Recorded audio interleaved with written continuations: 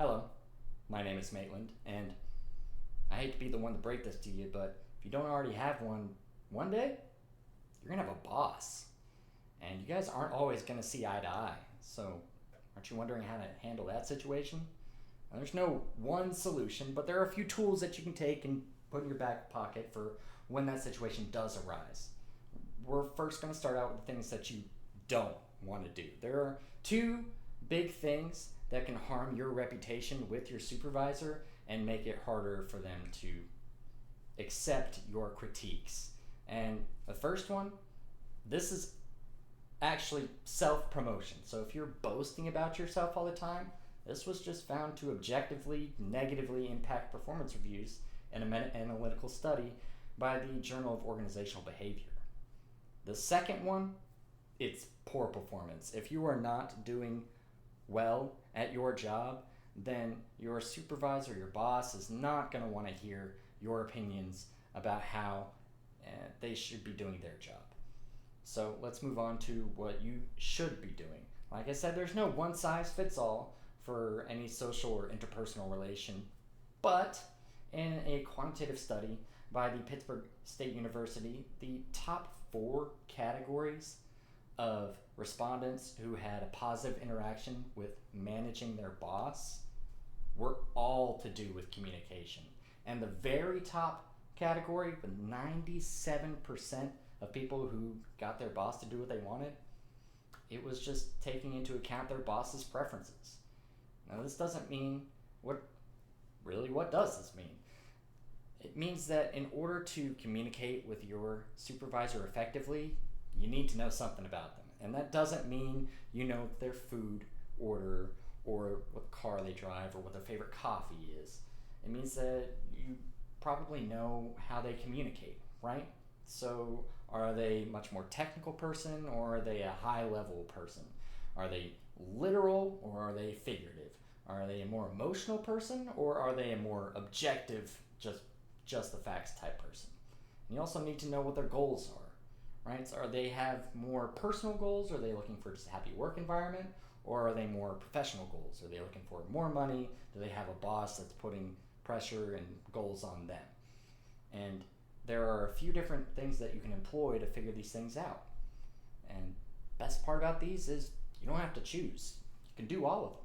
So the first one I'm going to talk about is just simple observation.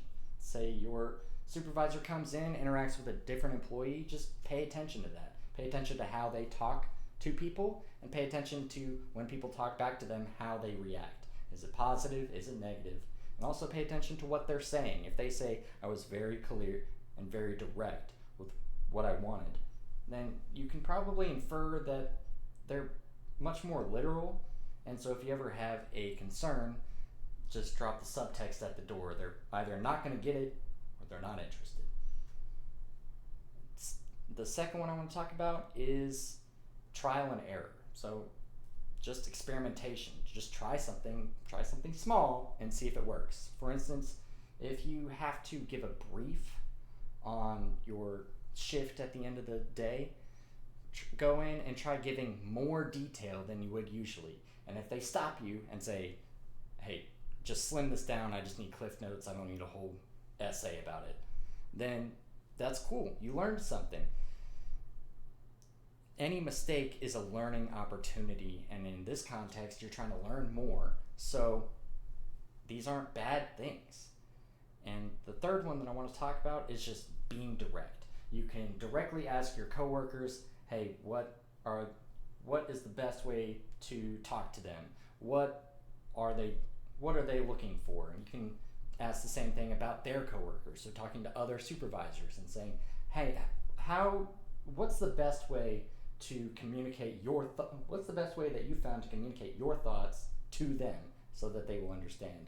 And then finally, you can just go ask them directly. You can say, hey, if I ever have a concern with you, Mr. Mrs. Supervisor, what do you say the best way is for me to bring that up? And you'll probably get an answer. So we've talked a lot about how to communicate with the supervisor, but now let's talk about the substance of the message. So you know how to format it, but what do you want from your supervisor? But since you're getting something, what are you willing and able to give? And then how are you going to format that so that you guys are aligned with a common goal? And that could be really anything. It could be a happier department, it could be a more successful department.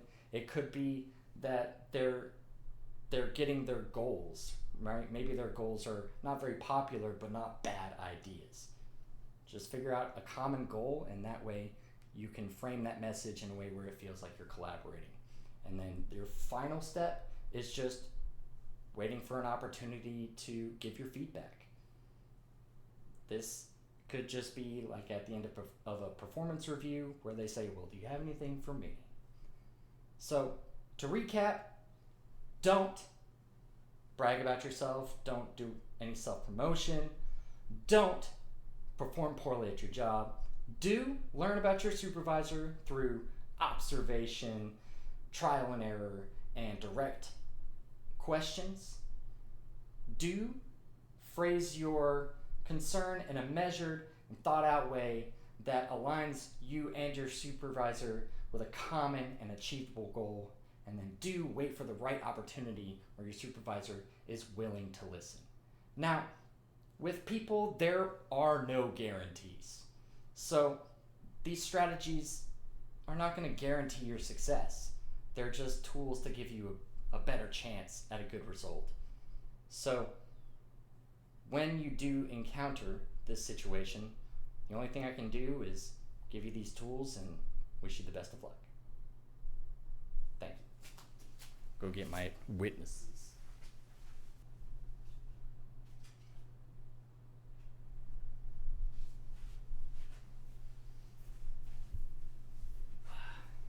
There they are. Thank you.